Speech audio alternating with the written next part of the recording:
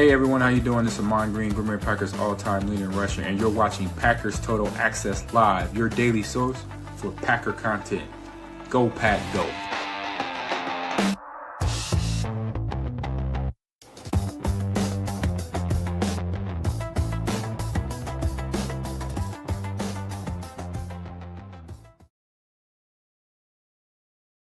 What's up, guys? Welcome into Packers Total Access. My name is Clayton. You can check us out on packernet.com. Find me on Twitter at Packers_access. Join alongside Tim in Green Bay, trying to get the voice back. He was out there getting loud at Lambeau last night, dealing with the weather, and obviously sitting through that, man. Some people think it's a horrible game. I kind of like games like that where it's low scoring, good defense. It seems like the intensity is ramped up from the get-go. Sometimes when a team jumps out to an early 10-point lead or what have you, the intensity goes down a little bit. But last night, man, just watching it on TV really felt like, wow, the air's got to be thick there in Lambeau. I'm excited to get Tim's take on it there firsthand from those cold bleachers in Lambeau Field. We're also going to dive into a Colin Cowherd, take. No, you had it right the first time, Clay.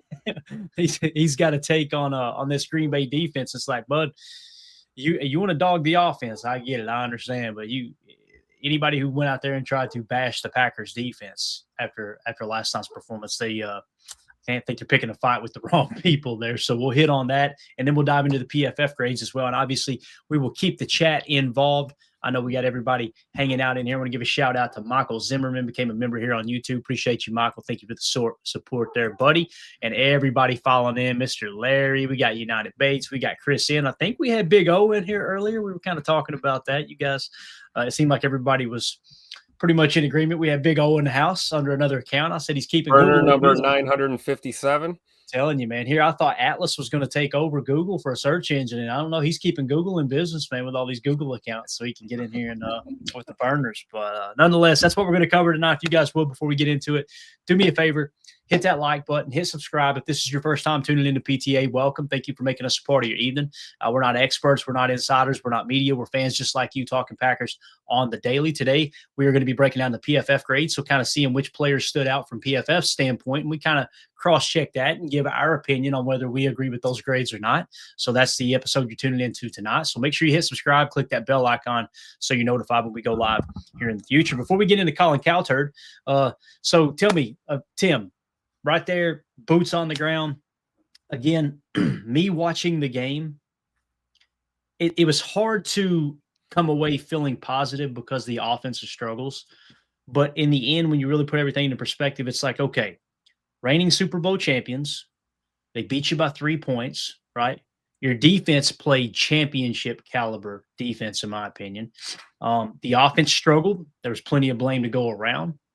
Watching the TV copy, I tend to lean towards the offensive line mostly kind of gets the blame for me. Jordan Love made plenty of mistakes. Christian Watson, made a mistake there, not tracking the ball well. Deep, you had, a couple of different – I tried to say I'm not touching anything on defense. I told Tim this before we went live, like, man, I have no complaints with the defense. You hold the Philadelphia Eagles to 10 points. What is there to complain about? But I feel like there's plenty of blame to go around on offense. You got drops. Some people were wondering, why is Bo Melton out there? We kind of talked about it last night, gave our opinion. He's got the most experience at F, seeing that both Matthew Golden was out. And then, of course, you had Jaden Reed still not off the injured reserve. Those are your two top F. Obviously, you could tell they spent the entire time in training camp training Matthew Golden to have some meaningful reps at F. So they probably looked up and said, you know what? We don't want to take Christian away from Z, right? We want him to continue to stretch the field. And let's just pop Bo in there. And it did. It bit him in the rear end, man. You had a key drop there. Wicks had a couple drops too, or at least one drop. But his first of the year, I believe. Yeah, and he also, Tim, he picked up some crucial third downs too. So it's hard for me to knock Wicks too much, right? And him coming, with a little bit of rust off of that calf injury. But anyway, how did it feel there in person? And is there anything I said there that maybe you disagree with that now, being there, I feel like it was more in this direction. What was your take on the game?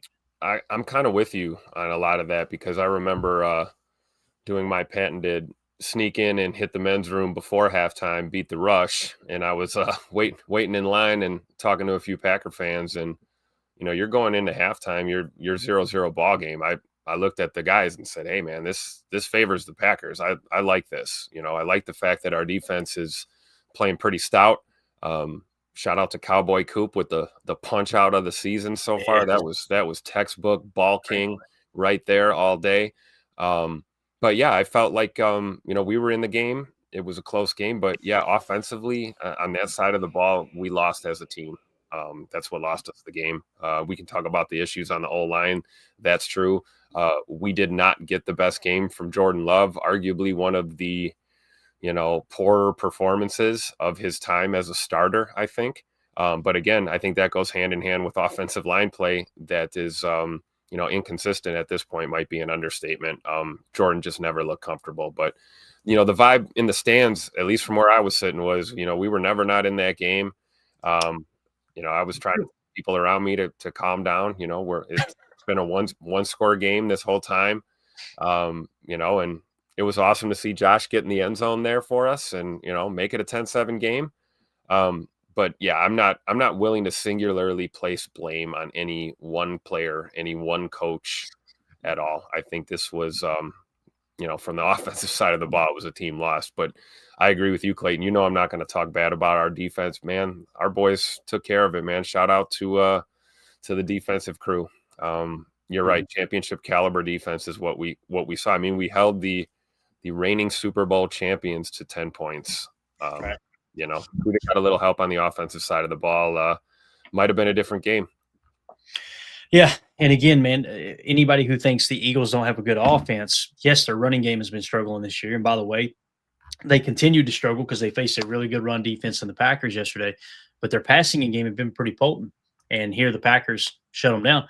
I don't know how many times they got into the red zone. Was it twice, I believe? Or maybe just once, because that Devonta Smith touchdown, I'm pretty sure that was outside of the red zone. So if that's correct, then we probably held them to 50% success rate. Actually, 0% success rate in the red zone, which we know coming into this game we talked about, and that's scoring touchdown percentage. They were leading the league at like 85%, right? So the fact that the Packers kept them to a goose, if indeed that pass was outside of the 20, then that's a positive. That's one of the keys to the game that we thought, okay, this is going to be a close game if they can handle that. So yeah, there's a lot of good. I think there's a lot more bad coming out of this game, but there's still some good you could take away from it. And we'll kind of hit all of it. I hate to neglect the chat because I see some of these comments and they're great. I want to get into the Cal turd take, and we'll get to that here in a second, Tim. But let's start with Jeffrey here. Jeffrey said Ryan at center, Jenkins at guard, eventually Banks on the bench. The Banks stuff is it's tough, man. And another comment here, if I can hit it real quick. Jeffrey went on to say, I would eat that $77 million burger Banks served up. Man, what a disappointment. It's not even a $77 million burger, to be honest with you. All right. $77 million was the entirety of the contract, right? So you're just on the hook for the guaranteed. If you decide to move on after 1 year, you're going to eat a cap penalty, but you still come out net positive because you got an out after year one. So maybe Goody did look at that signing like, hey, we had a high draft grade on him. We see a lot of upside there. Let's get him in our system and see if we can get him acclimated, right? Oh, nope, it ain't working. Let's move on. But then again, Goody may be looking at him, Jeffrey, and going, hey, I like him. I think he's playing good. I'm not going to sit here and pretend like I can understand the evaluation better than an NFL GM, even the worst GM in the league, even the Jets GM, right? Somebody like that. I'm not going to sit here and pretend like, okay, yeah, I know more than them. Not that you are, Jeff, but it's actually far less than the 77 million. So Joe says, I'm going to try to have some optimism. Reed coming back is going to a lot of spark on those intermediate throws. That can also be one-on-one contested catches. Yeah, I think a lot of people, Joe, that were dogging Jaden Reed at the end of the year last year realized real quick, maybe he is a good receiver, right? That blew me away that people were trying to make him the scapegoat last season. Holmes MD1 says Jenkins will be lucky to play in 10 weeks. If the team is still playing and he's in shape, I think Jenkins is done as a Packer. We've had some conversations like that here on this show. I don't know how bad is the fracture. Will it be 4 weeks? Will it be closer to 10 weeks? Will it be, who knows? Is he done for the year? I guess we'll find out soon enough. But I got to be real. I kind of want to see what Sean Ryan does at center because last night I didn't feel like there was there he is. I didn't feel like there was a big drop off. I actually felt like the offensive line kind of settled down. You don't wish injury on anybody, but it's hard for me to convince myself, Tim, that the offensive line is better off without their most seasoned veteran and one that's a former All-Pro. But in my eyes, it kind of felt like that. Maybe I'm wrong there. You got anything you want to add to that before we move on to the next comment? I wouldn't entirely disagree with that feeling. I would say it's probably a little early, you know, with Big E going to IR. So let's see what happens these next few weeks with Nacho Libre at center. And I think that's valid if he puts together a couple good performances in a row and shows some consistency there. Even if he meets the level of center play that we were getting from Elton Jenkins, that's awesome. And exactly what you want the next man up to do is you don't want to see a drop off in your performance or your production. But if you get more, that's an added bonus. And, you know, we forget Sean Ryan is, you know, old enough to know better, young enough to still enjoy it, if you know what I mean. So he's not exactly a rookie anymore. And he's seen his fair share of moving around that O-line these past couple of seasons. And I think he's proven to be a pretty reliable offensive lineman for this banged up Packers offense right now. Yeah, I agree, man. I agree. Chris Casualin says showtime for Ryan. Again, man, you may look up and go, damn, he's a pretty good center. End up extending him for a fairly cheap contract, and he's the center of the future. That could be the case. You know, I wouldn't put my money on it at this point, but last night I was kind of impressed that there were no bad snaps. To the best of my knowledge, there were no, you know what I mean? And you kind of expect that when the backup center comes in. That's a hard adjustment to make, you know? So, yeah. So, all right, let's move on to Colin Cowherd here, Tim. If you actually don't worry about that screen, but I'll tell you here in a second when you can pull it. I want to hit the tweet. Micah Parsons quote tweeted our boy Colin Cowherd. All right. And Micah Parsons put a bunch of laughing emojis. This is what Colin Cowherd tweeted. And then we'll read off what Micah Parsons tweeted. He said, quote, Micah's rep has always been he's a splash player, a remarkable athletic splash player. He's not good against the run. Right. And it says Colin Cowherd isn't surprised at Micah Parsons' recent lack of impact. So Micah quote tweeted him and said, we just held Saquon Barkley to 60 rushing yards, and our only losses have been holding teams to 13 points. 13 points or less, I guess what he's saying, right? Man, sometimes can y'all please shut the F up, all right? I think is what we're saying here, and enjoy great defense. Why do you think teams come into the games that we're going to run the ball on 3rd and long? What effect do you think that is? Please stop giving people's mocks or listening to this trash. Public service announcement from MP1. I love it. And again, man, this is what we talked about with even Rashawn Gary last year. Like, why ain't he getting sacks? Why ain't he getting sacks? Guys, look at the run defense. Like, you can't have gaudy sack numbers and stop the run to the level in which we need to stop the run to have a championship defense. You got to pick one. You can't just take everything away, right? You're not the 85 Bears. You're not the 2000 Baltimore Ravens. You're not the insert any of the historically great defenses. And I don't know if anybody will ever be, you know, again, to be honest with you. But and mainly not because that defense was so great, but because offense was so limited back then. And nowadays, man, on a dime, you can go from – did you see the RPR last night with Jalen Hurts? How he would run, pass, and then he would sprint right. And the defender, what you do is you create a conflict defender on the edge. And we talked about the RPR and the game plan. If you guys go back and look at the game plan over on Patreon, that was the RPR we were talking about. It was showing basically a run, pass, run option. And what that means is run, fake the run, decide if you want to pass, right? Okay, if you want to pass, pull the ball out of the belly, and then it's kind of like a sprint right option. And if the defender goes to the quarterback, dump it to the flat. If the defender stays with the flat, he can tuck it and run. You got Emilio joining us now. Emilio, did you see the RPR last night? See it several times, right? That's what we were talking about. So again, we're just kind of hitting on what Colin Cowherd said here. And Micah Parsons quote tweeting him. Basically, Colin Cowherd's saying that he's having a lack of impact. And Micah Parsons pointing out, y'all think it's a coincidence that when we stop people's running game, that essentially we're not having these gaudy numbers, is what he's saying. This kind of goes hand in hand with what we talked about up to this point. You can't take everything away. right? Like you gotta pick and choose your spots. And the fact that Colin Cowherd has so little lack of awareness that the day after the Packers defense kept the Eagles to 10 points, and they're one of the better offenses in the league. Obviously, their passing game has been very, very potent all year long. That's the fight he decided to pick.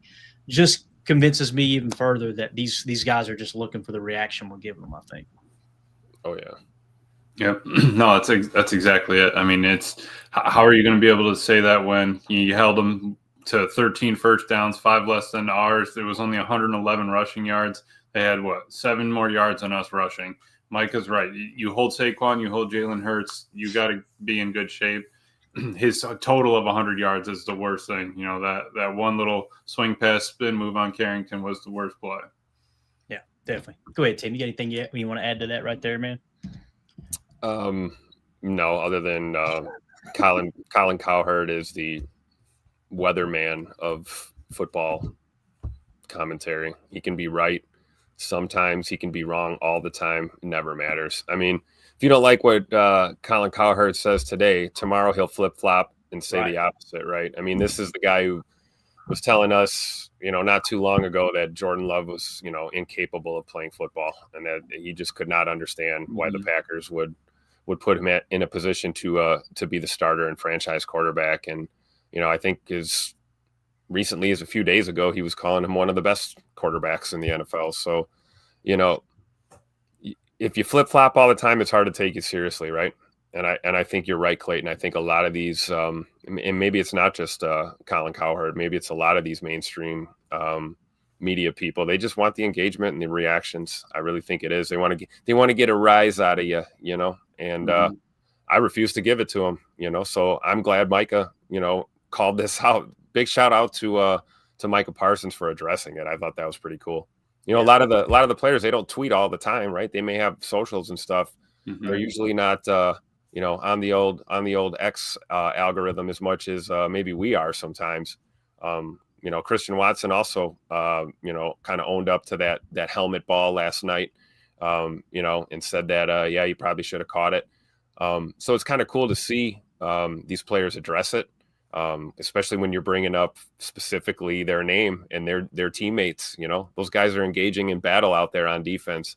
The last thing they want to hear is some talking head dweeb talk about how poor they are against the run when you held one of the best backs in the NFL under the century mark, and you gave up 10 points to the defending Super Bowl champions. So salute to Micah for calling it out. Shoot, Tim, I'm surprised the talking heads at SportsCenter even put up Christian's response. What I mean? I saw a whole clip of that thing. And it's just they have accountability. Obviously they know they messed up. They want the playback. You get 6 seconds basically each play to make something happen. Yep. And Christian there, turned and played defense. All right, whatever. I respect Watson for the fact that he made a decision and went with it. He didn't, a lot of times you see guys that kind of half-assed make a decision and it ends up even worse than it could have been. So Tim, if he goes to make the catch and the dude picks it off, why didn't Watson play DB there? He should have played defense on the guy. So it's like, it's a lose-lose scenario. It is, man, and I've made my opinion. I've voiced my opinion earlier today, and we'll probably hit on it too when we get to Chalk Talk, maybe even with the PFF grades here in a little bit. But it is one of those situations. It's not like that decided the game. However, it's just really he definitely misjudged the ball. Watson. There's no two ways about it, right? So, you want to have back under the lights stuff, man. Absolutely. Brambo with the super chat. Thank you, Brambo. He says, we did almost jump that RPR on the last drive. We did. You're right. Yep. And that's kind of how you play it, right? You want to try to manipulate the quarterback's decision, especially once you get to the point where you're on an island. You want to match a hat for a hat in that scenario. It's hard to do when you got Saquon possibly running B gap opposite direction, and then everybody's got to get back and cover the scramble, the run action of the RPR, plus the pass option of it as well. There's a lot of moving parts there. And I did notice that I felt like we played a lot more zone last night. We'll see if the tape suggests that when we get into breaking it down a little deeper level. And that's how you play the RPRs. You got to play zone. If you're in man, you'll see what happens with Evan Williams last week, where he got washed out because he has to follow his guy wherever he goes, that type of thing. So, but thank you for the super chat, Brambo. Appreciate you buddy. So yeah, that's kind of the take there. Again, anybody who listens to the show consistently, pretty regularly, we've basically made this point that Mike is making here in this tweet over and over and over again, that there's no defense out there that takes everything away. And as he's pointing out here, man, look, you decide, all right, we're going to stop the run, and he's just simply pointing out, like, what, you just picked the wrong fight with the wrong side of the ball. There, Colin. That's all it was, and that's what makes me think you can't be that stupid. You can't be that stupid. It's gotta be intentional, right? Right. It's got to be. So I do see a lot of people in the chat and talking about Brandon McManus. There's a lot of chatter in there. I'm a little confused, Emilio. I don't know if you pushed back on me last night or not. I'm trying to remember. Everything's kind of a blur. And It was. Go ahead. Yeah, I'm sleepy too. Still, so I got to get some rest tonight with my old ass. But with Brandon McManus, I'm seeing a lot of chatter. Like last night was another, like, man, it was almost like it was his not his fault that we lost, but how many kicks did he kick? He kicked an extra point, right? He kicked an extra point. He missed the field goal attempt with 2 seconds left. He attempted one pre-snap with like 5 seconds left, missed it just short. And then Matt pulled off the kicking unit, put Jordan on. Don't love that little bubble thingy that he ran. I would have liked like a 2-step speed out, or like, the two kind of run the corner and then have the dude little run, whatever. But anyway, I didn't like it at all. I thought it was dangerous. I was like, oh my gosh. Yeah. I understand. It looked like Jordan just like airmailed it because he thought it was dangerous too. Right. Because if they play off, there, you take it. But the fact that they played kind of snug, it wasn't really bump, but they were close enough. They can pick that pass off if you ain't careful. So Jordan just snap it, chuck it out of bounds, stick to the look we wanted. Let's try the field goal. So the point I was trying to make with McManus is, I don't understand why we're more down on him today than we were going into the game. If you're down on him from last week, I get it. He hooked that ball. It seems like he's in his own head. If he is fully healthy, like people seem to be thinking he is, but that 64-yarder, I didn't watch him shank that and go, oh crap, McManus sucks. Like, I understand a healthy Brandon McManus attempting a 64-yard field goal is pretty much the sheer edge. I mean, you're already out of his range, right? I think he's probably in that 59 to 60, 61. Maybe you might get 64, 65. No. Yeah. And as Deadfish said, the first kick was just short. So now he goes back after gathering that information, go, boys, I got to put more on this to get it there. And what happens when you put more on it? You're going to hook that thing. That's what's going to happen, right? So I'm not saying that I'm right and anybody else is wrong. I don't look at that kick and go, boy, oh boy, McManus. Like, that's why I keep asking me. I'm not being a smart ass. I'm genuinely asking people, like, did I miss another attempt? I'm looking through my chart and everything. I'm like, I don't think we missed any more kicks. Yeah. Right? No, I think they're counting that pre-snap the one at 5 seconds when he kicked a pre-snap, missed it just short. I think they're counting that and just adding on to the fact of, hey, he missed this one too. It's like, dude, all right, cool. Well, at least we kind of know his range. Has anybody else thought of the weather? I mean, it was 20 degrees, Tim, with the wind. It was cold, dead kind of air. It's probably like you're kicking like a retaining wall block and you're trying to put your leg through the thing. Yeah. And really we have to do it justice by explaining the fact that, on that drive, if, a couple things go right, we're not sending them out there. We're sending them out there for a 54-yard or a 53-yard field goal. No, definitely. Which is still long enough, to tie the game there at the end. But yeah, I just I don't put the blame on McManus at all. And I don't think the snap was perfect. I got to go double. That one was terrible. Yeah, the second one, for sure. That's why he shanked it. I'm convinced of it. Could have been, with the low snap. So, again, and 2-0 for this says that needed to be a Hail Mary attempt. I can understand that opinion, too. I got you. Here's the problem with it, though, 2-0 for this. Like, I'm kind of with you. If you've never seen McManus hit a 64-yarder in Lambeau, much less the code, probably throw the Hail Mary, right? So I'm with you there. However, if we throw the Hail Mary, there's going to be fans in here and everywhere else going, why didn't you at least give him a shot to kick the field goal? That's going to be happening too. So it's damned if you do, damned if you don't. And really this is why we come away from this game saying there's so many people, so many things to put blame on. Musgrave had 3 targets, 3 catches.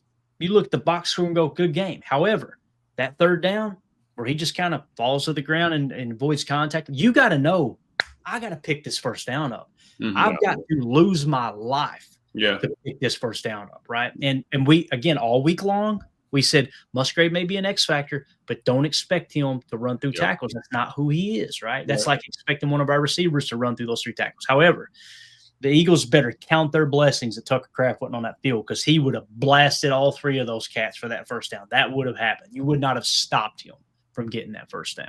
And that's the other thing I want to point out. People calling for LaFleur's job, and guys, we were without our number 1 target. You're going, I know, Clayton, Jayden Reed's been all year. Well, cool, Jayden Reed. Tucker Kraft was your leading receiver. He's gone now. Then you lose your starting center. So it's and on top of that, you got a backup cornerback dropping passes, running routes in your F because you're so, banged up at the wide receiver position because your first round pick is injured. So all that gets pushed to the side, and Matt LaFleur needs to be fired. We're just not being realistic. We're not. It's again, that's just how I see it. So. Mm-hmm. And he should have had a 30 or 40 yarder at the end of the second when Jordan fumbled. Just a nice, easy, warm the leg up, put it through the uprights, give us 3 right there and go. And mistake. Yeah, I think this is in response to something Holmes said here in the chat too about people talking about the play calling. Nick McSwain says someone called me an idiot because I said the play calling wasn't as big of an issue as the execution. Doc, LOL. It's so true. And we kind of played that audio earlier today. Guys, the tape is there. Yep. You can watch it. Hell, we didn't even have to get to the all 22. The announcers are showing ISO cams of receivers running butt naked through the trailer park, and Love just didn't see them. He didn't get it to them. So that's where you put blame on Love. You can also put some blame on the offensive line for not protecting him early and things getting kind of rattled and shook up. Just there's plenty of blame to go around. And that's why listen, we're the number 7 seed, right? I laid that out earlier. And I walked us through just the NFC North games for the next 3 weeks. And this thing is going to get wild. I showed a scenario where the Packers fall completely out of the playoffs after this week after next week. This week, them jumping to like the 5 or 6 seed. Next week, falling completely out of the playoffs. And then the following week, all that tallying up, we're back in first place in the division. Like this. That's crazy. Yeah, it's going to be fun. And I know people hear that and go, whatever, Clayton, I'm stressed. Embrace it. This is what makes the NFL so damn good. It's so that time of year, man. We're coming down the stretch here. You're going to see a lot of shifting. Both AFC and NFC. I think as much as everyone thinks we have this whole playoff picture figured out right now. How many times have we seen it come down to week 16 or week 17? Win and you're in, lose, you're done. A lot of times you're right. Towards the end of the season, the playoffs are already started. Right. Chris Casuan says the offensive line is the weakest link on the squad. Second place ain't even close. I agree. And here's what's crazy. We identified this after we lost to the Eagles in the playoffs. We said this needs to be top priority this offseason. We spent a second-round pick on Anthony Belton. We signed Aaron Banks in free agency. You missed. It looks like we missed on Aaron Banks. Luckily, you got a 1 year out. If Goody agrees he missed on him, we can just, all right, let's chalk it up and move on. But we can't blame him for not trying, right? Like he's seen the same thing we did, because you can obviously see where he spent his time and his money, time in scouting, and obviously a second-round draft pick, and the money in free agency for Aaron Banks. And again, you're going to miss on some. I'm not making excuses for Goody. That's the other thing that pisses me off when you get in the middle of the season. The GM just kind of gets no blame. He just kind of drifts to the back, right? People say, well, he traded the farm to get Micah Parsons, right? Gotcha. So that absolves him from any decisions he's made building the rest of the roster. Like, there's plenty of blame to go around. So, and I did see fans actually tweeting at me and tweeting at other Packer fans earlier today going, hey, we'll give you multiple draft picks for Matt LaFleur right now if you don't want him. Like, there's a bunch of teams that would be begging for Matt LaFleur to be their head coach. And I'm telling you, be careful what you wish for, because the next hire – You ain't got Mark Murphy making that decision to get a Matt LaFleur, who has been one of the most successful coaches since he's taken over the Packers. He will have a job tomorrow, and you might end up with Brian Daboll. Just saying. Yep. So I know winning percentage doesn't matter to a portion of the fan base, but it'll matter when you hire Brian Daboll. I promise you that. So. All right. Are we ready to move on to PFF grades since y'all are done rambling here?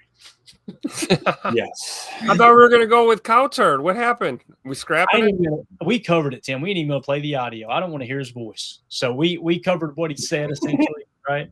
And we'll just move it along there. All right. So my blood pressure can't. I just got to know, Tim. You lost your voice on that Quay yell, right? When he Oh blew my that play up. Oh Bro, my he gosh. killed that guy. Did he not? Oh. Oh, Who was a it? thing of beauty. It was a thing of beauty. I almost fell over the bleachers jumping out. I was so hyped for him, man. He played well. Carrington played really well. Yeah. He got juked by Saquon Barkley, added to the list of defenders who get juked by Saquon Barkley. Please shut up about it being Carrington Valentine's fault that we lost the game. That's not true. Tim, and on that play, 3rd and long, 3rd and 8, right? Which is considered 3rd and long. Yep. 3rd and long, you blitzed and you left Carrington on an island outside with Saquon and 10 yards of space in between them. Mm-hmm. Yeah. Find me the cornerback that's going to stop him short of that first down. I'll wait. Yeah. I will wait. Because he also had to cover the dude running the route behind him. He had to cover the route and then break back down on Saquon, and people were trying to rake him over the cover. And our team's not the one that's on the Madden cover getting hurdled in reverse. You know what I mean? That's like true. we're not the Jaguars. There you go. Duval. All right. So PFF grades, updated team grades. The Packers are still the 6th highest graded team according to PFF. If people disagree, I completely understand. I'm not trying to cause an argument there. I'm just giving you guys the information, and we will talk about it all. Okay. Offensive grade. Overall, the Packers are 12th at 74.9 on the season. So just outside of the top 10. To me, that feels about right. Right. I think they're definitely top 15 offense, even with all the struggles, all the injuries. They definitely fell out of the top 10 for me. I just don't feel like they're a top 10 offense right now. That could change in the next few weeks. We'll see. I hope that's the case for sure. And then defensively, they are the 4th highest graded at a 78.4. We won't dive into all those little nuances of each of those, but just want to lay those out. How do y'all feel about that before we get to Jerry's comment? Thank you, Jerry. 6th overall, right? And it was 12th overall in offense. And then defensively, they were 4th overall in defensive grade. How do y'all feel about those grades there? Still love my Packers. I feel good. Yeah. A lot of ball left, man. A lot of ball left. I'm there with Tim, man. I think we're totally fine. Ross Tucker on his rankings had us at 13, ahead of the Bears and the Vikings and all that. So good shape there. Lions ahead of us. But until we get into December and we start seeing them play December football, I'm not completely worried about where we land. As long as we're closing in on top 10, inside of the top 10, once you hit December, I think we'll be in good shape. Matt LaFleur is great in December. I think that's what's important, is playing your best ball at the end of the season as you're going into that stretch. And I think that if there's issues in December, okay, I'll start having the conversation if you want about Matt. But I think until then, you kind of need to lean off the dude. Right. Yep. And Jerry with the super chat says it's as if no one can remember the last 8 games of 2023. Great coaching, great playing. It's such a good point. You guys remember the first half of 2023, how they struggled like crazy, right? And then all of a sudden, second half, bang, Toyota-thon hits, Matt LaFleur December hits, and it's a December to remember. Ain't that the sales slogan everybody got for Christmas, right? I think that's another December to remember sales event. Yeah, what is that? What brand is that? Because it's not Toyota, right? Or as we say, I'll have it here shortly. It's not Toyota.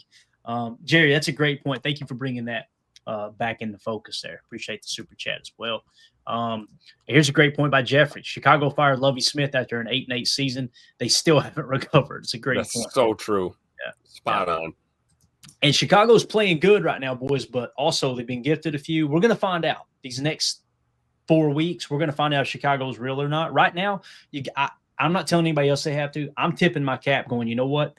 They're figuring out ways to win ball games, whether the other team is playing horrible down the stretch or not. Lexus, there it is. Bates looked at it. Of course, you know, with the big bow on it. They So it is Toyota. Drive all the way up the mountain in the cabin in the woods in the snow. Yeah. Is that right, Tim? Is Lexus Lexus Toyota? is a Toyota brand, if I'm not mistaken. Oh, it is. Yeah, that's let me that's the Acura for your Honda right there. Yep, there you go. Toyota is the Lexus for us broke rednecks. That's what buddy. I got me a Lexus. That's right. It's called a Toyota. So, all right, let's move it along here now. I like real quick what Too Old for This said here. I'd be way more worried about this team with anyone other than Matt LaFleur as head coach right now. I think that's a valid point. Amen to that, man. Amen. And again, I'm not absolving Matt LaFleur as if he shouldn't be on the hot seat at any point, right? I said last night, if you miss the playoffs and your offense falls out of a top 15 ranking, probably need to start having a conversation. Not this year, but going into next year, boys, if we have a season like that again, yeah, there's a problem. The team's not responding now, right? Yep. We got to really think about it, but it's way too early.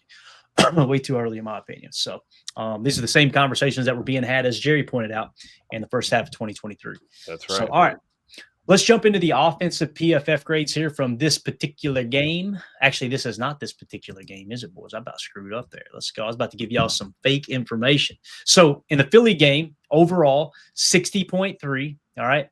Offensive grade, 63.4. Tim, they're smoking crack. The defensive grade was a 53.3. How did the defense grade out worse? Can't wait to see what Quay grades out at. Emilio, is that a wild grade to you, or is that just me? Crackhead. There you go. You got hold to the wrong stuff. That's it, man. That's all. That's wild, right? Like what? How does that make sense? It doesn't. I've got no words. Okay, I am without speech. There you go. All right. So let's start with the offense, okay? Offensively. Actually, you know what? Let's start with defense. I apologize. Let's start with And defense. these numbers did move around a lot from last night. Right. I noticed that Micah's went down, and I felt a little bit better about my take last night. Yeah. Oh, no. And I'm happy you were, because I said, hey, he was 89.7 last night. What changed? Do you think a supervisor came in and said, boys, that redneck on PTA, man, he called y'all out. We better straighten this out. That's exactly it. Yeah. So defensively, let's start there, and then we'll get back to the offense since we kind of already pressed into the defense. Why did they grade so low? First of all, Baron Sorrell, only 7 snaps. I wish it had been 72 snaps, right? Yep. 84.8. He made a couple plays there that you can see, like, okay, I think we got us one there, guys. I think that's a guy that we're not going to miss JJ Enagbare if he does hit free agency and we get outbid there. I think Baron Sorrell is going to jump right in there with a healthy Brenton Cox Jr. and hopefully a healthy Colin Oliver next year. And that's going to be kind of your backup rotation in the edge room. But again, 84.8. Carrington freaking Valentine. How about that Kentucky Wildcat? Let's go. All 63 snaps, 79.4 with an 81.5 coverage grade. The dude belongs. How many times are we going to see it? I know this. How many times are we going to say it? I feel like I've been saying this for 18 months. Yeah. I hate to play Monday morning quarterback, but that's what we're supposed to do as podcasters, right? Imagine you can go back to free agency, and imagine you don't sign Aaron Banks, you sign Drew Dahlman as center, like we said. We did say that on this show. We wanted Drew Dahlman, right? Yep. And also, we didn't understand the Nate Hobbs signing. However, when we broke it down, it's like, okay, they must be looking to move Bullard back to safety or something. Maybe they don't think Bull is a slot. They did not do that. They just completely flipped Hobbs outside, and he hasn't looked comfortable, but he hasn't been healthy. Imagine if you take those 2 free agents off the table, you sign Drew Dahlman, E stays at left guard, and now you got that extra depth, and you got a solid center there. He's in Chicago, I believe, is who went and picked him up. Mm-hmm. Feeling a lot better. And now Carrington is on the field the entire time. And listen, we showed the clips, whether he's healthy or not, of Nate Hobbs getting burned several times this year. You save that money. You probably get a net gain there between not signing Banks and not signing Hobbs and only getting Dahlman. Because I think he did get more than what it was. The projected market was like $6 million per or something. He got way more than that. But nonetheless, wouldn't we feel a lot better? Or do y'all disagree with that? I mean, hindsight's 2020, right? I Absolutely. think we probably would be feeling a little bit better if it panned out that way at this point in the season.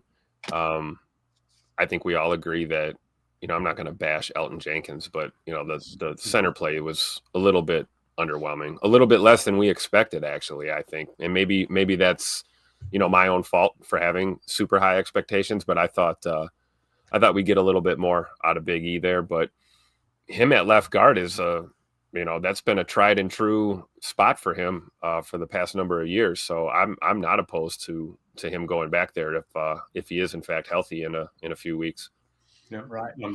with you on that point, Tim. And yeah, Carrington, obviously, we thought we maybe had something, and he's gotten a lot of reps. I think that's helped him out tremendously, being able to have so many reps the past, years. So that was, more or less just a safety clause. Because what happens, I think you still would have had to go out and get a corner either way. Would be my thing. I think they'd still be screaming for a corner. You would still, the draft didn't fall that way. Maybe it falls differently, whatever. But I think that you'd still probably need to go out, get a safety valve at corner, because you're just not super sure what happens after, if Carrington goes down and you don't have Hobbs. Is Bo playing both ways that game? Right. Like, I'm not for that. Right. That's a good point. So let me get this zoomed in. I apologize. I don't know what the hell I'm doing. But just to Carrington's point, last night he was a 72-2 with a coverage grade of a 72-5. So they upped him, 7 points? Got it.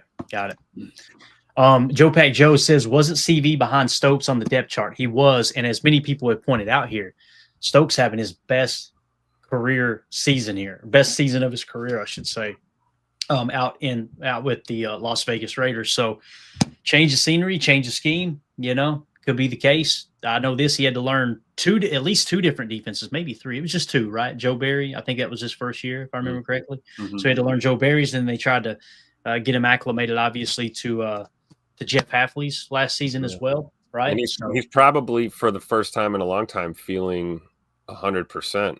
I mean, let's not forget the guy was basically in a wheelchair for a while.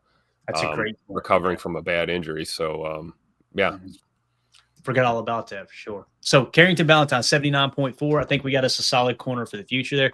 Xavier McKinney, 67.5. His grade is becoming way more consistent. So you're seeing they're coming around on him for whatever reason. Javon Bullard, 66.9, man. Not bad, right? When you look at what he's done on the year now, he's up to a 63.1, right? He started the season 44, 61, 47, 58, 71, 73, 69, 64, 66. Yep. And for the fifth week in a row, coverage grade holding pretty steady.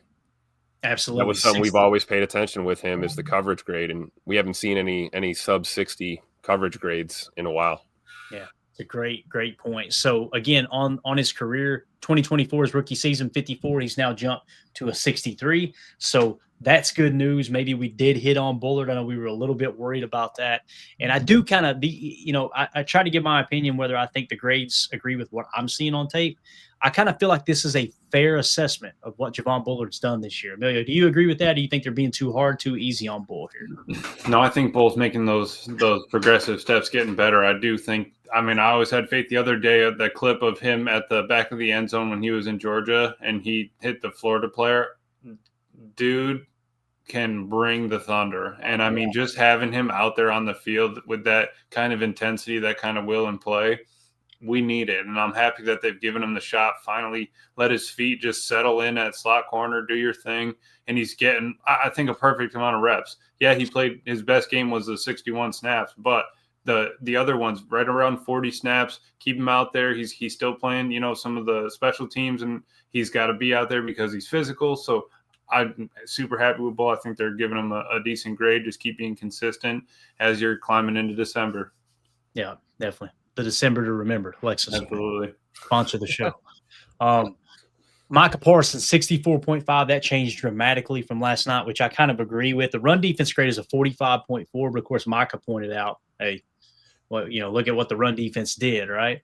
Katano Ladapo only one snap. Zane Anderson only one snap. Kingsley Nibari, 33 snaps, 59.7. Keyshawn Nixon, 57.5. I felt like he played pretty good. Me too.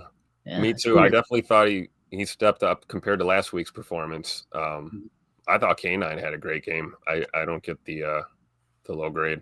They had him at 67.8 last night, but his coverage grade was also a 63.5. So it looks like they didn't like his coverage a little bit. Got it. After watching it. Carl Brooks, 57. Colby Wooden, 54. Quay Walker, Tim, you have the floor, sir, 53, which, by the way, 79 run defense grade, 80 tackle grade, 55 pass rush, but I don't even know how many pass rush. Only 2 pass rush snaps, so just kind of throw that out the window.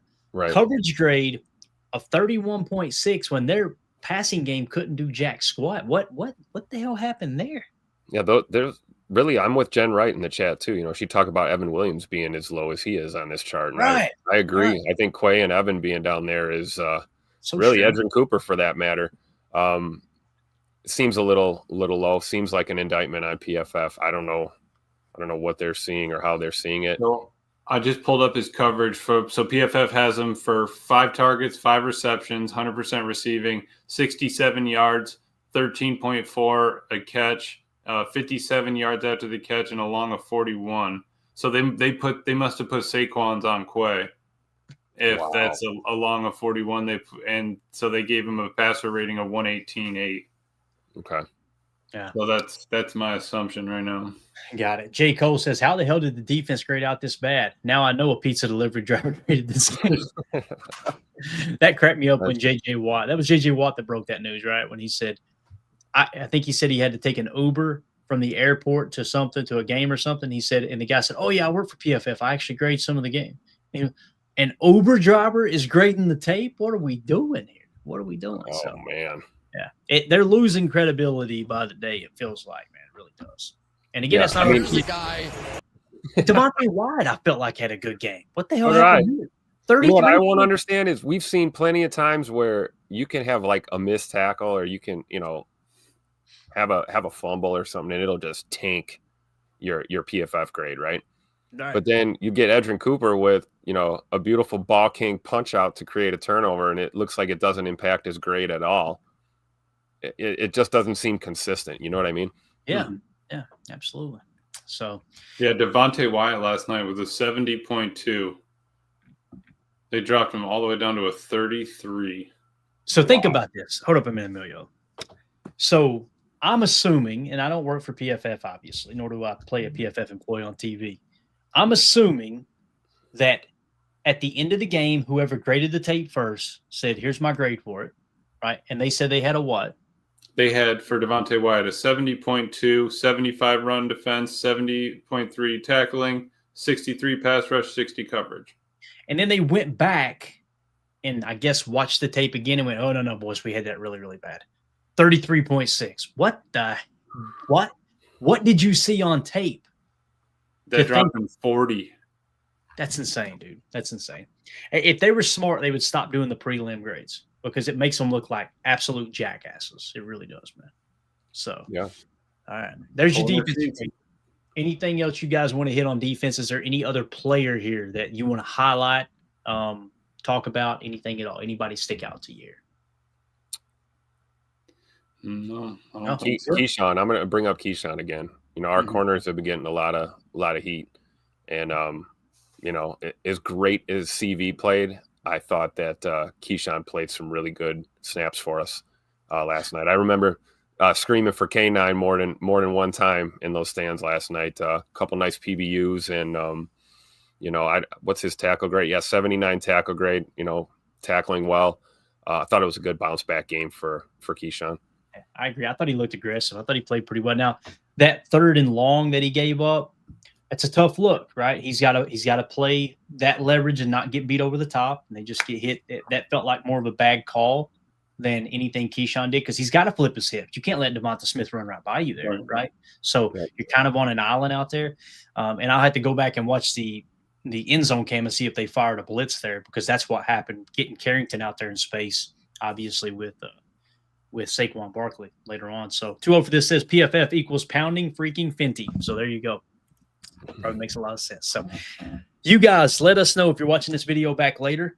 Let us know in the comments what you think about the defensive PFF grades. Do you agree with them? Do you disagree with them? Is there a player you thought played well that graded out low and vice versa? Let us know in the comments. And also hit that subscribe button, click the bell icon so you're notified when we go live here in the future. We please appreciate y'all hanging out with us.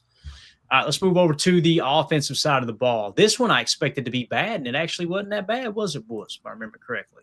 So if we go in here against the Eagles, again, the offensive grade was a 63.4, graded out higher than the defense, which will never make any sense to me with how the game actually played out. And now let's go to the offense. Leading the way, you've got – get that just right there. Zach Tom, a 72.0, played really, really good football there. Rasheed Walker, 71.2. That's a pleasant surprise, right? Dontavion Wicks, who many people were trying to rake over the coals, 69.4, third in Wicks. Hey, my man, dude, to me, you've seen glimpses last night of rookie year Dontavion Wicks. Yeah. Do you guys agree with that, or am I I do. being too nice for I agree with that 100%. And he looked to be moving pretty well. You know, hopefully that calf issue is behind him now. But I thought he looked damn good last night. I really do.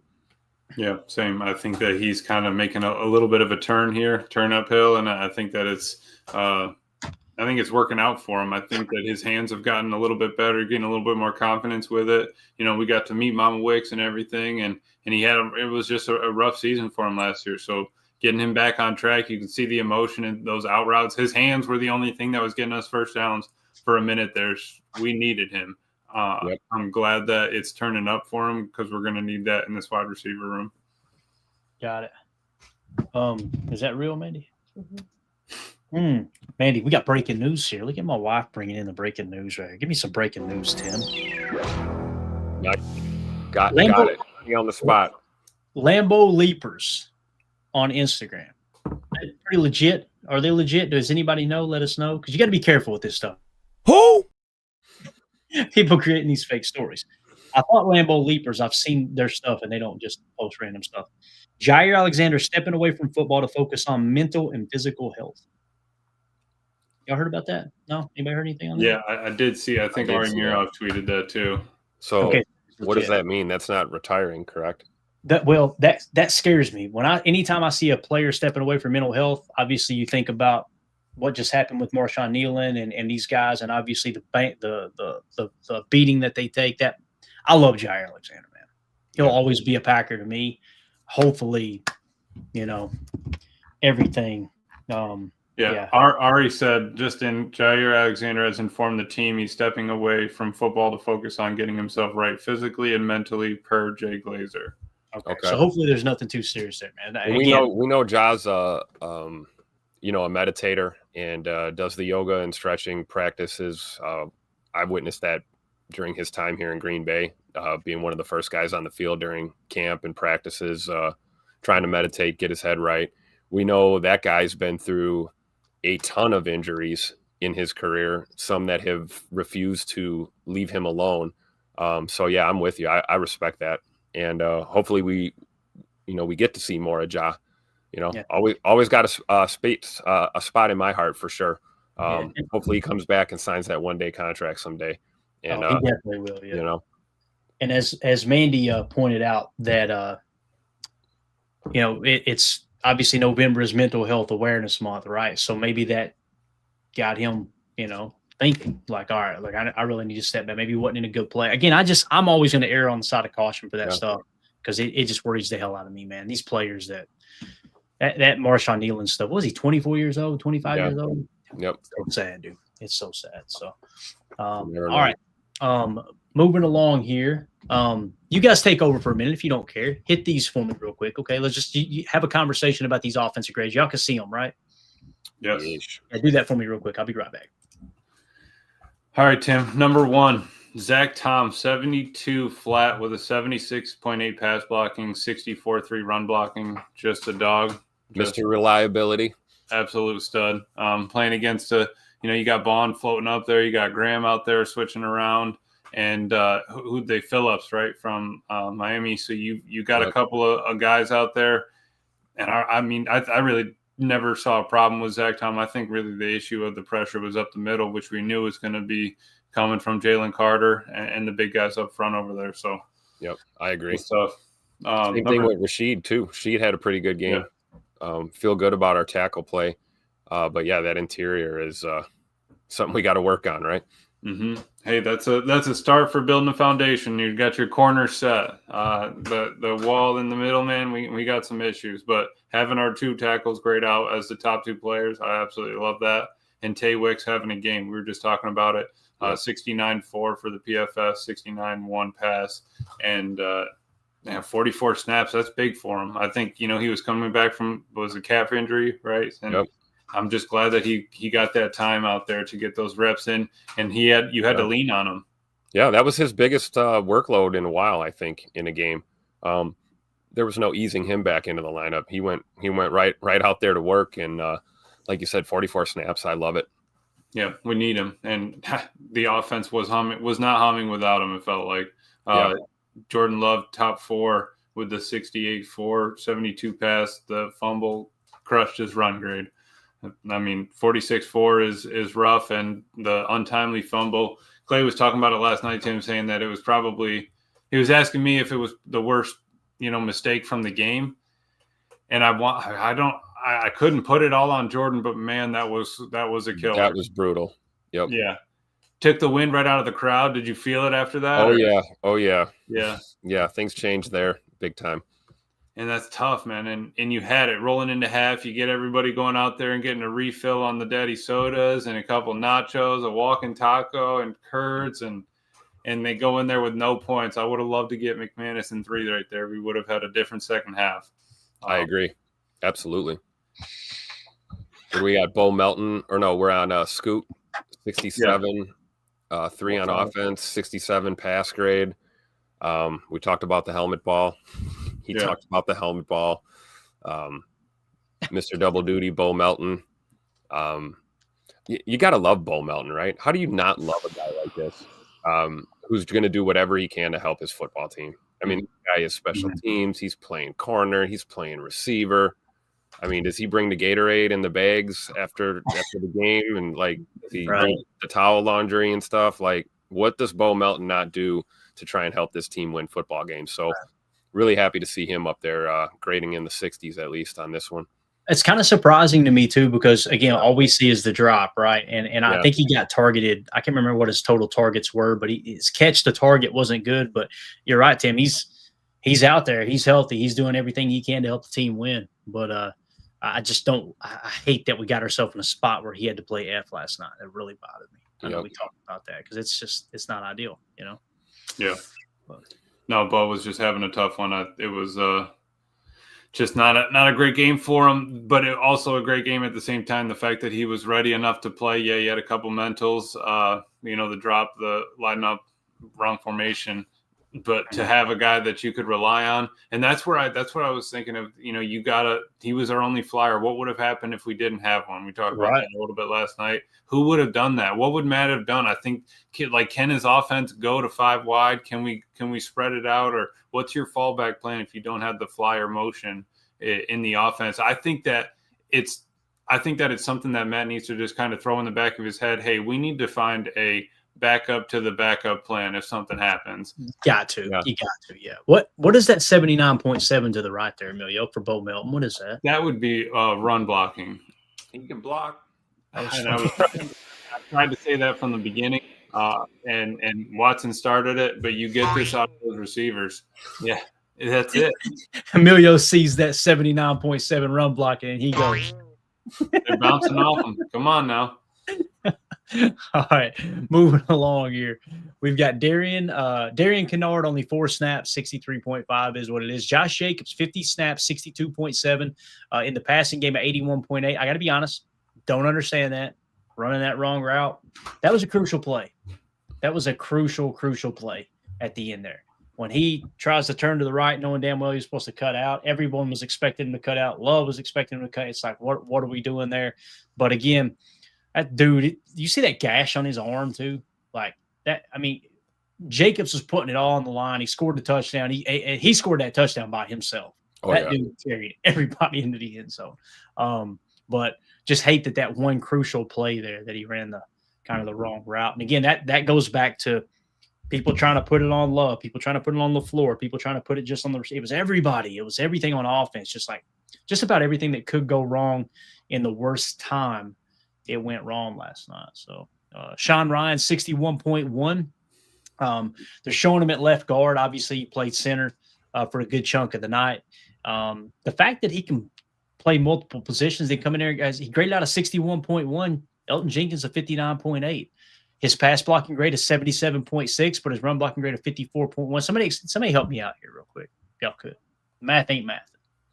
So Sean Ryan and Elton Jenkins neither had penalties, so we can throw that out the window, right? Sean Ryan had a 77.6 PFF grade in pass blocking, okay? he had a 54 in run blocking. So his pass blocking was worse than Elton Jenkins at a 79.9, right? And his run blocking was worse than Elton Jenkins at a 55.2. However, his overall grade was higher than Elton Jenkins. Someone help me with that. More snaps, maybe. They account the 41 to 27 snaps. I don't know. For signing his name to the paper. I'm reaching. I don't know. We'll have to call up Domino's and see what the pizza delivery guy says, you know. I'm genuinely it's asking it's free, Tim. Does that make sense, Emilio, at all? Does that make sense to you? Does that make sense to you at all? Like, what am I missing? No. But I mean, 10th grade algebra, that's when we stopped paying attention, right? So, I mean, they didn't get to pre-calc and all that. I'll pass on that. I'm only worried about the board numbers.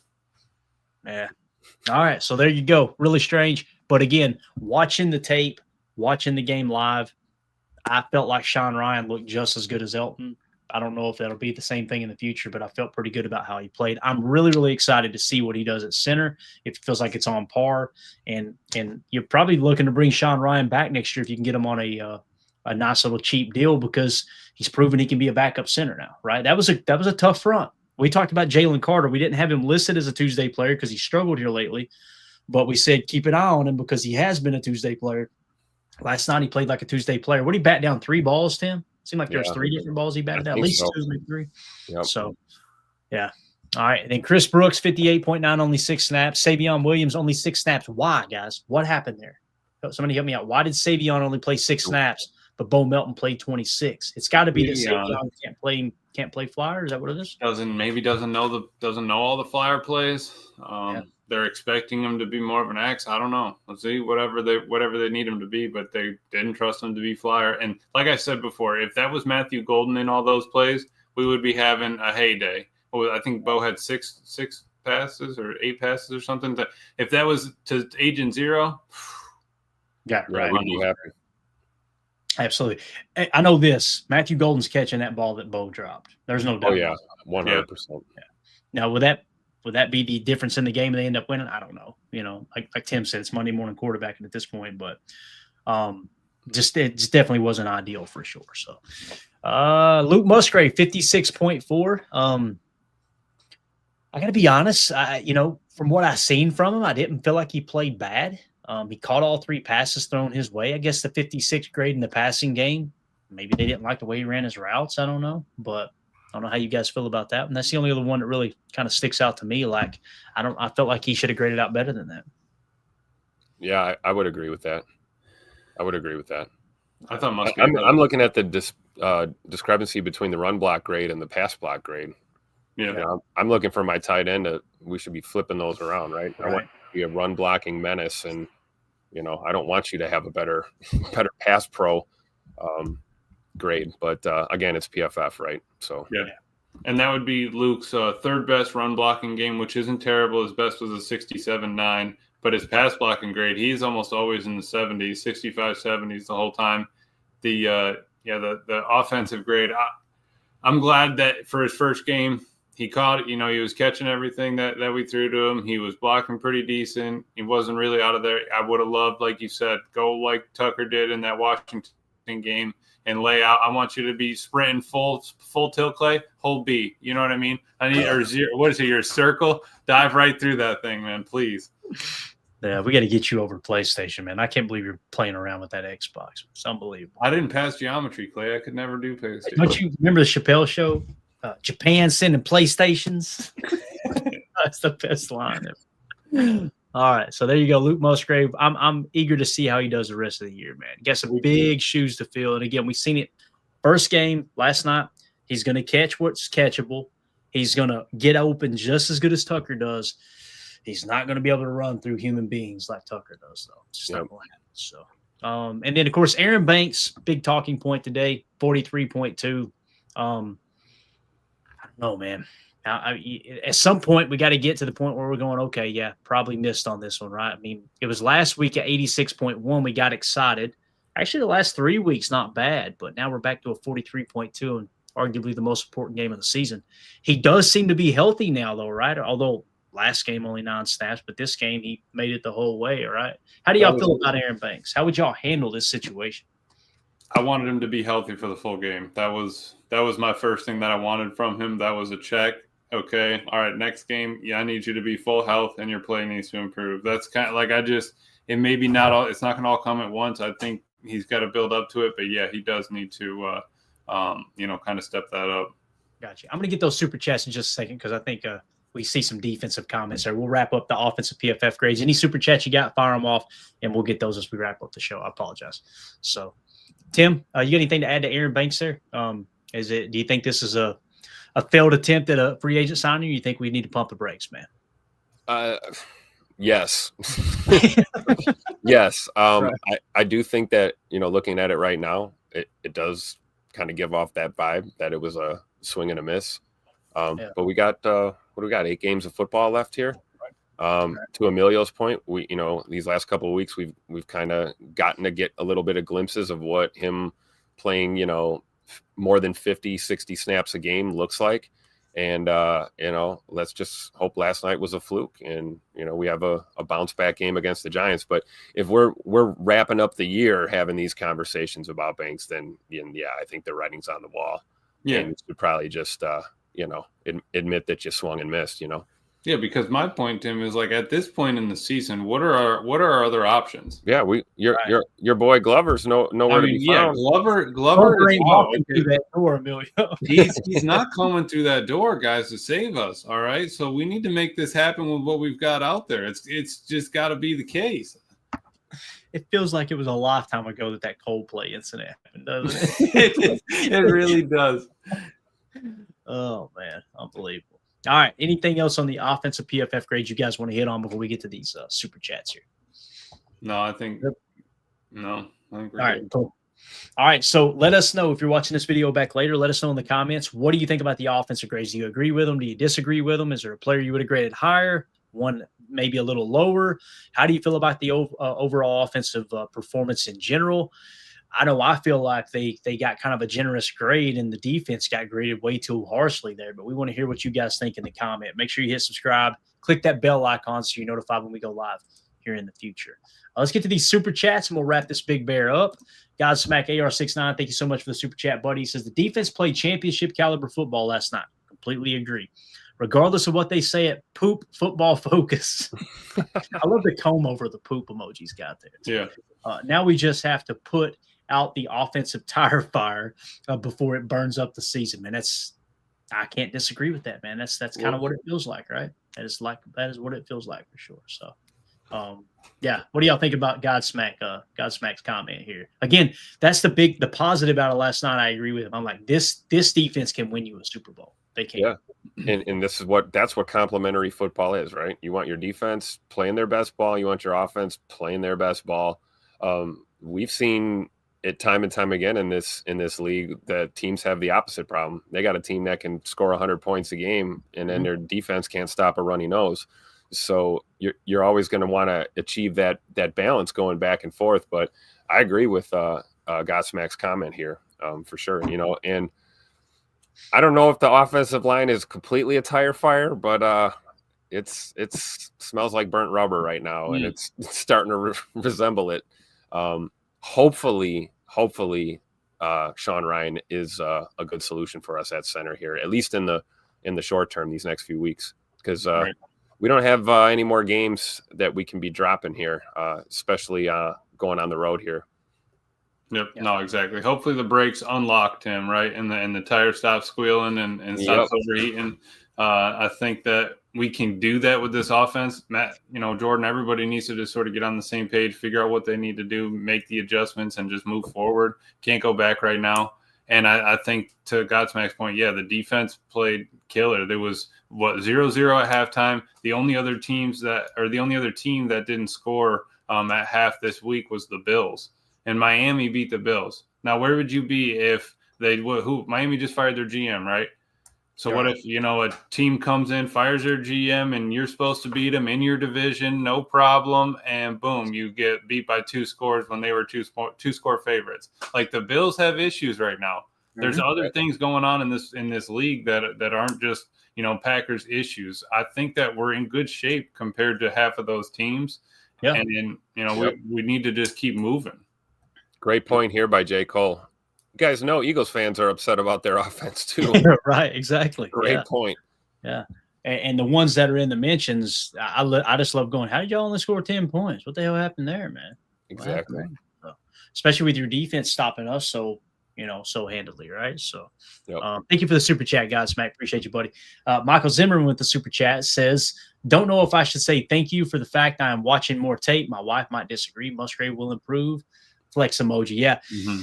We're all in trouble with the wives, Michael. We're all watching too much tape right now. That's just a fact. Maybe Emilio's not. He's over he was making the sausage soup the other time. I would never forget that. If you guys are wondering what I mean by the sausage soup, if you were watching live, you know what I'm talking about. Emilio, what are you doing? We were making some soup. What are you putting in the soup tonight? I'm thinking, oh, dude, we're throwing chili beans, we're throwing hamburger meat, we got these spices, that veggie, blah, blah. He said, well, we got some sausage. there was carrots and onions and garlic, and I would just, like I said, all I did was cook the sausage, and then it was taken over from there. Like I said, I imagine a boiling pot of hot water with a little salt and pepper and sausage floating around. That's the soup tonight. God, that's disgusting. Yeah, I completely agree, Michael. I think Musgrave will improve the more snaps he gets. I think you're going to see a couple games that remind you of Tucker Kraft a little bit, where he gets loose in the open field with them scheming him open. And again, we just can't. We got to be realistic and not expect him to do what Tucker does, doing grown ass man things, running through tackles. This is going to be so beneficial for him going into next year, though. I know that's like looking ahead, but having these reps and getting that playing time as number one, moving forward for when you get Tuck back, and they've both had number one reps, they both know what it takes, and they both work together. It's not like they're not the ones sitting in the room going through the tape when everybody else is leaving out of the building. So they're willing to put in the work. Imagine both of them having number one reps and being ready to go. Yeah. And Tucker Kraft, Tim, he's Musgrave's biggest fan right now, dude. They love each other. Those are like two brothers there, man. Yeah, for sure. And that's what we know. We've talked about this over and over again with this locker room. This Packers locker room is full of guys like that are playing for each other. You build that bond with guys in your position room a lot of times, right? The receivers tend to hang with the receivers and secondary and, those guys. But, the tight end room on any NFL team is I'm sure that's a tight-knit group, right? And you really love to see it, though. And we know, throughout this rehab process that Tucker's going to be going through, I would anticipate he's going to be here every step of the way that he's able to be with this team as we grind out the rest of this season. Yeah, definitely. So, Michael, thank you for the super chat, bud. We appreciate you. Let's hit these real quick. We got a couple more minutes. These are from the Patreon group. If you guys want to have access to this, now we're back to the circles. What the hell's going on with this website? This is unbelievable. You seeing this? What is this? They're Try that. There we go. All right. It's just crazy, man, that StreamYard continues to change this stuff. And I know y'all love it when I just randomly rant about this stuff live on the air. But patreon.com/PackerFan Total Access. These work just like super chats, and it just gets you guys involved in the conversation as well. Appreciate everybody that's joined over there. The LVN card tomorrow, I promise. I made a note, forgot about it. We're going to be doing the LVN rookie autograph card giveaway tomorrow. If you're a member of the Patreon group, $3 get you access to everything, and we'll put your name on the wheel as well for that. Just a way for us to give back to those who are supporting the channel. Rodney Jens in the questions for the show says, Clayton, Mike Wall claims because of the current player contracts, there isn't time to work on fundamentals much. Coaches are more concerned with installing the plays. It's up to the players to do their own part and work on themselves physically and technique-wise. There just isn't time in practice to work on fundamentals anymore. Maybe during preseason, but not during the regular season. That being said, our offensive line really needs to get back to the fundamentals. So it sounds like Mike Wall is, it's talking about the CBA. Mm-hmm. What's that? He's talking about the CBA, right? Yeah. And it was a little bit different when Mike Wall played. Oh, absolutely, man. I remember asking him that one time, too, on the show. I said, do they not work on this stuff? He said, Clayton, when do they got time? They're not allowed to practice anymore. Two-a-days? What the heck is that? Yeah, exactly. Those don't exist. Yeah, Rodney Jens goes on to say, I'm tired of hearing people blame it on LaFleur. He can call a play, but the player has to run it. LaFleur isn't doing the blocking. He isn't running the routes nor catching the ball. He can only tell them what to do. They have to do it. as I say that, can we please scrap the jet sweep to Savion? It just isn't working at all. I think everybody here pretty much agrees with that, right? Or does anybody want more cowbell, aka more jet sweep from Savion? Negative. One a game, I'm okay with. Yeah, once in a while, right? He might turn one. You never know. Hey, he might just stop and hum that tater down the field. Don't forget, Savion's got an arm too. You got to be honest, because at some point it could break, and then everyone's going to be like, "Wow, Matt LaFleur, what a genius on the play call!" Yeah, genius. And then again, okay, then you start running him on that jet sweep, snap it, fake the pump, and he runs a wheel route. Oh yeah, because you could do the fake pop pass, the fake touch pass, fake handoff. Everybody bites. The wheels leaking out. I got you. Now you got to have time for that to develop. Oh yeah. That's part of it too, right? So yeah, Rodney, I think we all agree with you, man. Appreciate you. And then Cheesehead Murph on the Mount Rushmore PTA Mount Rushmore member. He said, "I'm tired of the LaFleur hate. My biggest gripe is our execution and focus as an entire team. We aren't showing up together in all three phases. It's 2/3 or 1/3. Hasn't been all three since the 2023 playoffs against the Cowboys.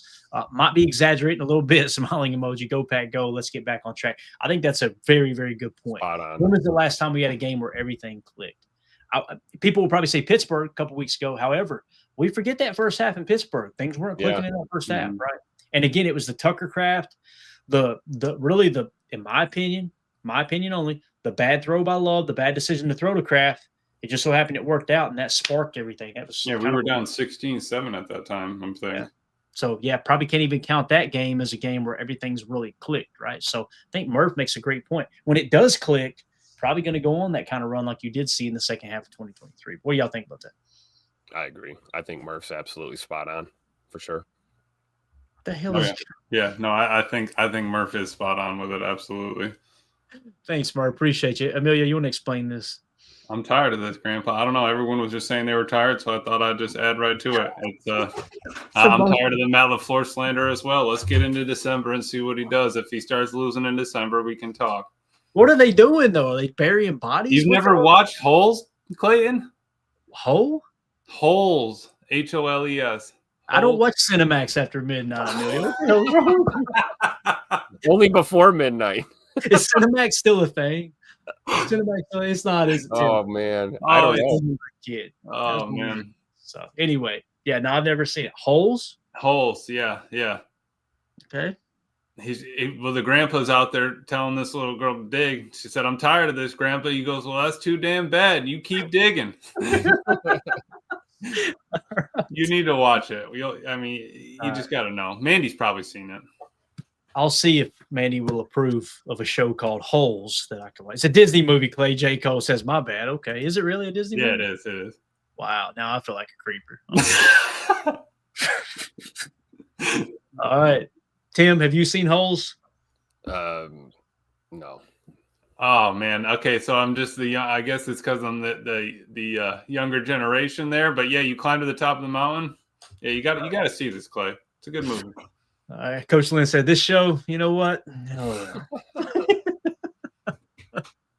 Donovan Schilling says, "I put money on it. She knows what it is, Clay. She does. She is an old school Disney fan. Like she watches a lot of Disney stuff. Big Disney fan." So.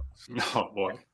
Now it's getting off the rails. Yeah, right? Chat's gonna get off the rails real quick. I love that Jen Wright and Jerry are kind of the two ladies that hang out and watch the show. I love that Jen Wright laughs more than the guys at you. Just a weird comment. She just thinks it's hilarious. She's in here with the boys hanging out. So Jerry's probably rolling her eyes going, "Yeah, this show sucks. I'm done for the night." So, yeah, right. There you go.